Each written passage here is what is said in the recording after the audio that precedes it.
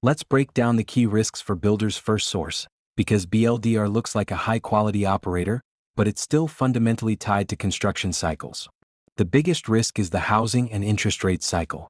BLDR sells building materials and components into residential construction, so when mortgage rates stay high or affordability deteriorates, housing starts and single-family activity can slow. In a downturn, you often get a double hit. Volumes fall and pricing power weakens. Both can pressure revenue and EBITDA quickly. Second is the repair and remodel cycle. This can be more resilient than new builds, but it's still discretionary. If consumers feel squeezed, higher borrowing costs, weaker confidence, big-ticket renovations get delayed. That reduces demand for higher-margin categories tied to project activity. Third is commodity and price volatility, especially around lumber and panels. BLDR can often pass pricing through, but the problem is timing and mix. When prices deflate, reported sales can drop even if unit volume is stable, and margin dollars can compress if pricing resets faster than costs or if inventory was purchased at higher levels. Another major risk is margin compression from competition and mix. Distribution is competitive, and if the market softens, competitors may chase volume. BLDR's advantage is scale and value-added offerings, but investors should watch whether price discipline holds when demand is weaker. Then there's execution risk in value-added and off-site components, things like engineered components, prefabrication, and installed solutions. These can lift margins and create stickier customer relationships, but they also introduce operational risks: capacity utilization, scheduling, quality control, and project timing. When volumes drop, fixed cost absorption becomes a real headwind. BLDR has also historically used acquisitions as part of growth, so integration risk matters. Synergy capture, systems integration, retaining key people, and not overpaying near cycle peaks. Don't ignore working capital risk. In construction slowdowns, inventory can build and receivables can stretch. That can pressure cash flow and occasionally lead to write-downs if demand shifts. Finally, there's customer credit risk. Builders and contractors can face stress in downturns, and operational risks like supply chain disruptions, regulatory compliance, and safety. BLDR can execute extremely well, but it's still a cyclical business. The key things to watch are housing activity, pricing trends in lumber and panels, gross margin stability, and working capital discipline, because those will tell you early if the cycle is turning. Now let's talk opportunities for builders' FirstSource, split into short-term and long-term, because BLDR is cyclical, but it also has real structural tailwinds. In the short term, the biggest upside driver is simple: mortgage rates. If rates stabilize or start moving lower, affordability improves, builder traffic picks up, and new construction demand can rebound faster than people expect. For BLDR, even modest volume recovery can matter because you get operating leverage through the distribution network and value-added plants. A second short-term lever is commodity normalization, especially lumber and panel products. When pricing volatility cools down, comparisons get cleaner and pricing becomes easier to manage. The key isn't just revenue, it's whether gross margin and gross profit dollars stabilize as price-cost timing improves. Another short-term opportunity is capital returns. BLDR has historically used share repurchases aggressively, and if the stock is priced like we're late cycle, buybacks can amplify EPS when demand normalizes. But you want to see that balanced with a disciplined balance sheet. Also watch working capital. In slowdowns, inventory and receivables can unwind, which can boost free cash flow even if earnings soften, giving BLDR flexibility to buy back stock or invest selectively. Longer term, the most important opportunity is the structural housing shortage. If the market moves into a multi-year catch-up phase in single-family construction, BLDR benefits directly from higher volumes. On top of that, BLDR's value-added strategy, components, off-site and installed solutions, can strengthen customer stickiness and support margins across cycles.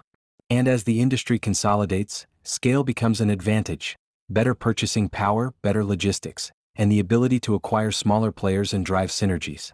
So the takeaway is this: short-term, BLDR is a rates and cycle story. Long-term, it's a scale and value-added story tied to housing undersupply. The key is to watch volume trends, gross margin stability, and free cash flow discipline, because those tell you whether the opportunity is turning into results.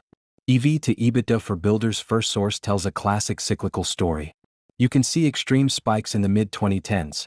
Those usually happen when EBITDA is temporarily depressed or the business is in transition, so the multiple looks artificially high. The key takeaway is the recent normalization. After a very low multiple in 2022, likely peak earnings, the valuation moved back toward a more typical range around high single digits to low double digits. For a housing-exposed company, that's not crazy, but it signals the market expects earnings to normalize rather than keep booming. This chart shows BLDR scaling massively. Revenues and EBITDA jumped sharply into 2021 to 2022, then cool off afterward. That's exactly what you'd expect as the housing cycle slows and pricing tailwinds fade. What matters now is quality of the drop. If revenues fall but EBITDA falls faster, margins are compressing, usually from price deflation, lower volumes, or weaker mix.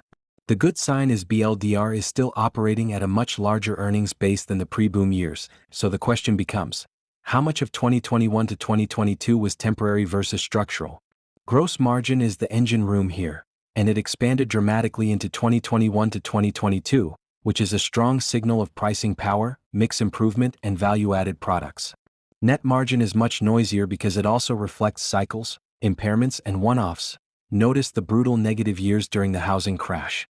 Recently, margins cool from peak levels, which is normal as the market normalizes. The bull case is, can BLDR defend higher gross margins through value-added components and better mix? The bear case is mean reversion back toward the old margin structure. ROIC is one of the best quality indicators for BLDR. When ROIC spikes, like in 2021 to 2022, it usually means the company is converting its capital base into profits extremely efficiently, often helped by strong margins and disciplined operations.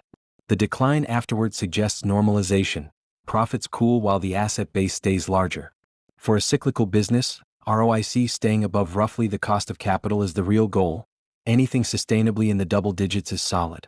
Investors should watch whether ROIC stabilizes at a healthy level or keeps sliding as pricing and demand weaken. This is the balance sheet stress test. The huge spike you see in the past is a warning sign. When EBITDA collapses in a downturn, leverage ratios can explode even if debt doesn't change much. The more recent period looks much healthier. Leverage dropped to very low levels around 2022, then rises again as EBITDA normalizes and the company potentially keeps buying back stock or investing. A ratio in the 1 to 3 range is usually manageable, but for a cyclical business you want flexibility. The key risk is a housing downturn hitting EBITDA while leverage is climbing. EPS shows you the full cycle in one picture. Weak or negative earnings around the housing crash, then a huge surge into 2021 to 2022, followed by a step down as conditions normalize. That doesn't automatically mean the story is broken. It's what cyclicals do. The real question is what normalized EPS looks like for BLDR now that the business is bigger and potentially better positioned than in the past. Also, remember EPS can be boosted by buybacks, so watch whether the decline is driven more by lower operating profit or just the cycle in demand and pricing. Let's quickly look at the analyst rating for builders FirstSource. The consensus is clearly cautious but constructive.